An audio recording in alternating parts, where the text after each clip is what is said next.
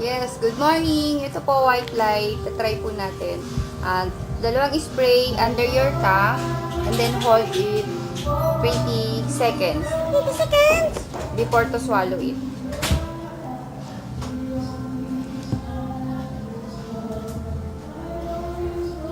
Just wait.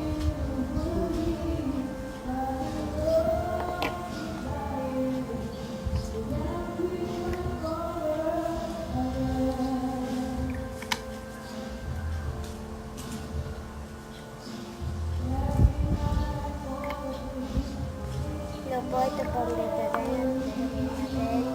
Dalawa pong patak. Ang po, itatry po natin. Dalawang patak Dalawa. ng betadine Haluin. sa tubig. Haluin. Haluin po. Yung betadine po nagre-represent para po sa mga toxic ng ating katawan. Dagdagan pa po natin.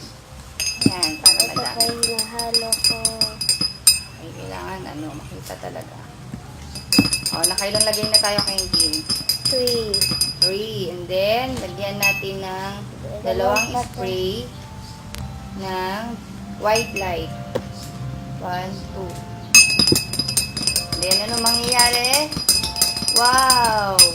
Ano nangyari na wala yung Wala po ang toxic. toxic, yung kulay ng betadine. Dagdagan pa po natin. Sample mo pa, dagdagan mo pa kini.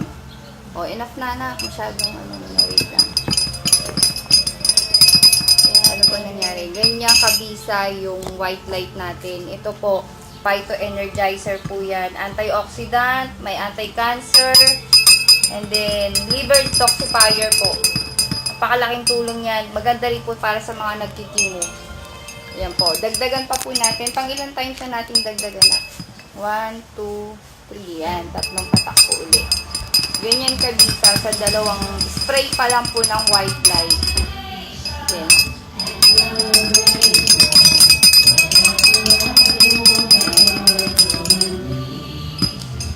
Kita niyo. Wait na. Yan po. Siyempre, pagka gumamit ka, then napasukan na naman ng mga free radicals yung katawan natin. Kaya hindi din dapat na itigil mo siya na minsan ka lang gumamit. Pag nilagyan po natin uli yan, siyempre po, andun pa rin po uli yung bisa namin. See? Ganyan po kabisa yung white light natin. Tama na. Ayan. Palakpakan kay Yes.